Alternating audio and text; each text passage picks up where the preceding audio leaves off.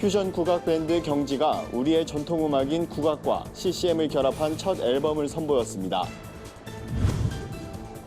전국 곳곳에서 굿TV 글로벌 선교방송단으로 활동하는 기자들이 굿TV 사옥을 방문해 협력 방안을 논의하는 시간을 가졌습니다. 최근 북미에서 주목받고 있는 설교 기법, 본문이 이끄는 설교가 국내에 처음으로 소개됐습니다. 안녕하십니까. 굿TV 뉴스입니다. 우리의 전통음악인 국악과 CCM을 결합해 첫 앨범을 선보인 밴드가 있습니다. 바로 한국인의 정서인 하늘 담은 판소리와 밴드 음악을 접목해 만든 퓨전 국악 밴드 경지가 그 주인공인데요. 호소력 있는 창법과 다양한 악기를 활용한 개성 있는 사운드로 주목을 받고 있는 밴드 경지를 박재현 기자가 만나봤습니다. 퓨전 국악밴드 경지는 2015년 제7회 대학 국악제에 참여해 대상을 받은 계기로 결성된 팀입니다.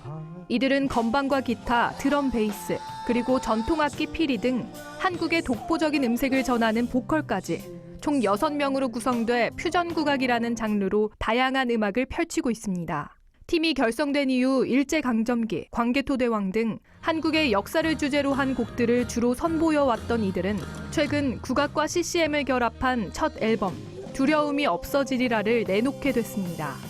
밴드 경지의 보컬을 맡고 있는 오현은 CCM 음악을 통해 세상에 선한 영향력을 끼쳤으면 좋겠다는 아버지의 권유로 이번 앨범을 만들게 됐다고 말했습니다. 저희가 가지고 가는 이 CCM, 퓨전 CCM은 뭔가 이 안에 가지고 있는 쌓아왔던 이 감사한 마음과 또 죄송한 마음들을 주님 앞에 토해내는 듯한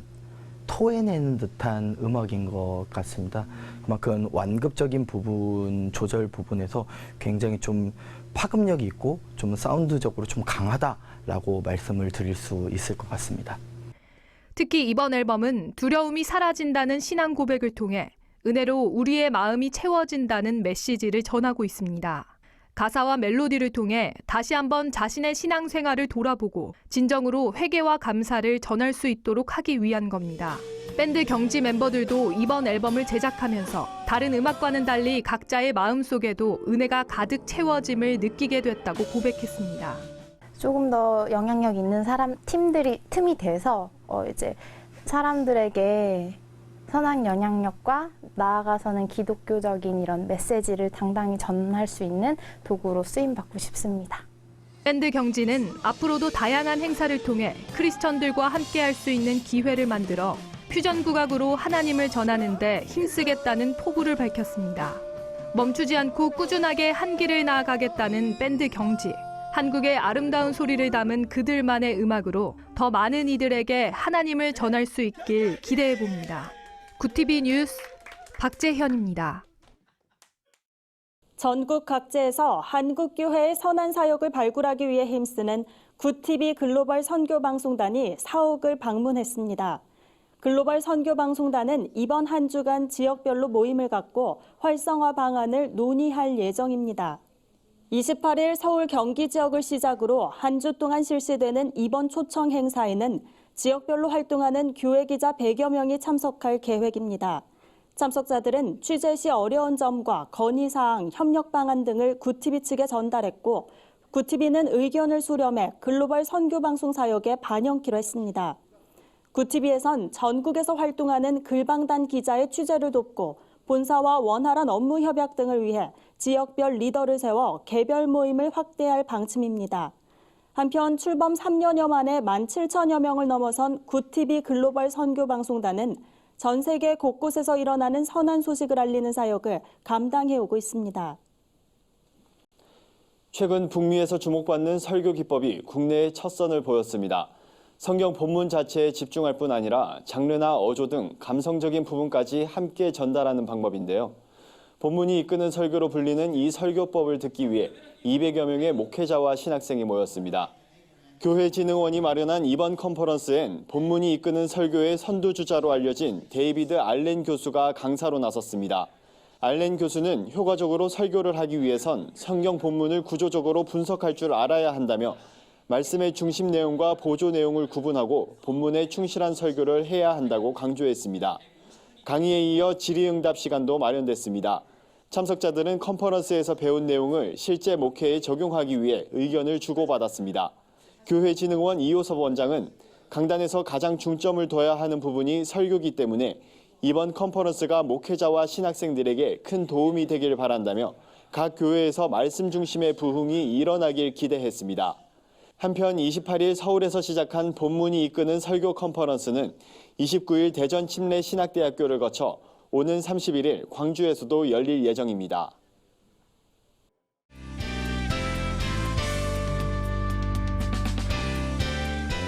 세상 속 크리스천들의 다양한 이야기를 만나보는 네포난의 교회입니다.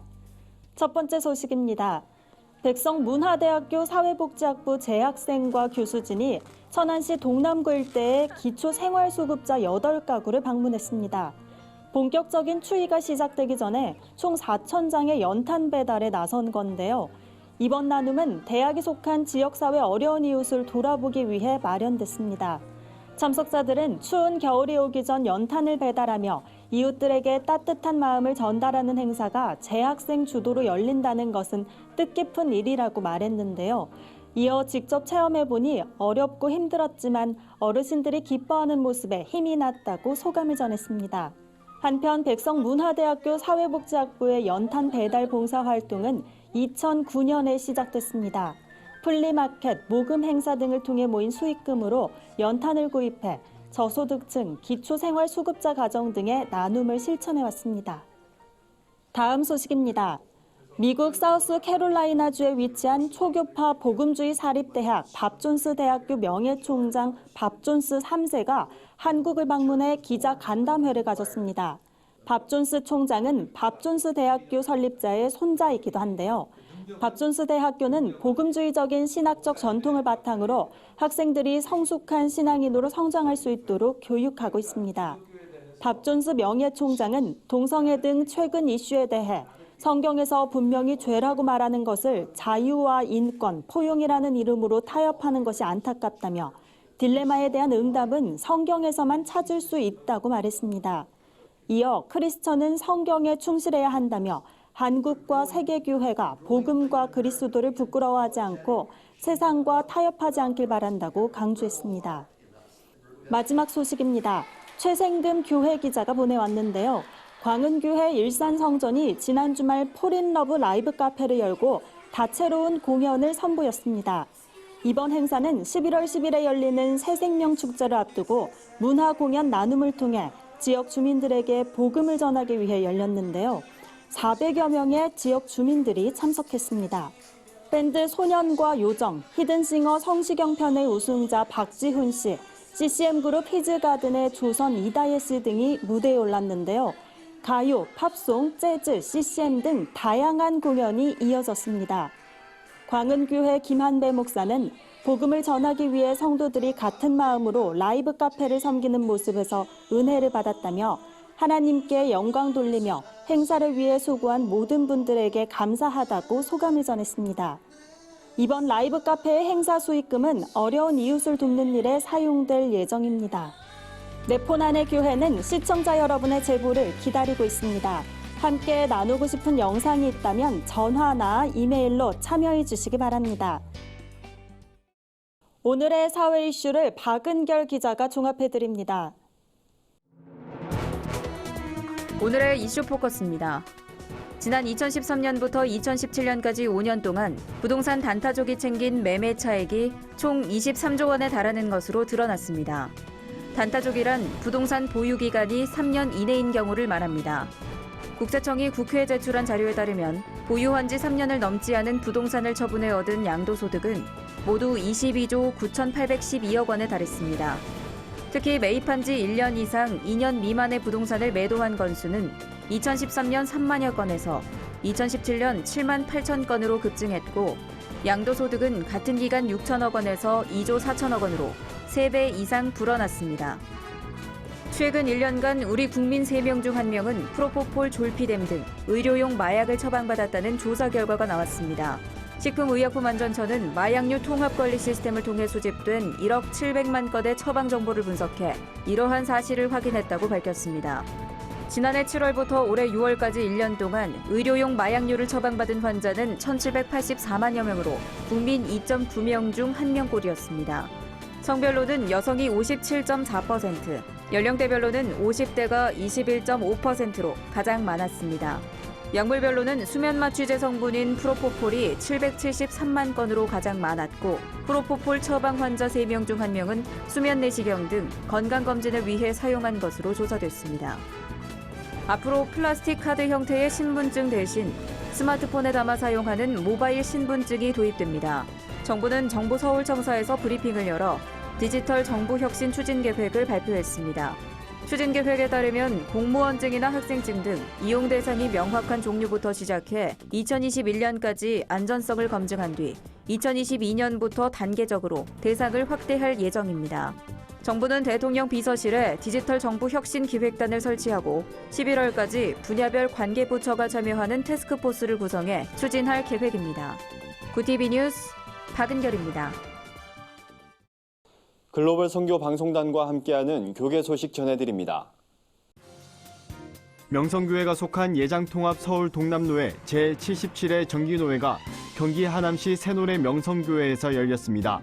이번 노회에선 지난 9월 총회 당시 서울 동남노회와 명성교회 수습안 발표에 대해 김수원 목사를 서울 동남노회장으로 추대하고 명성교회 김하나 목사는 설교 목사로 김삼원 목사는 대리 당회장으로 결의했던 내용을 철회하는 것으로 마무리됐습니다. 또 부노회장 손항제 목사를 비롯해 새로운 임원을 선출했습니다.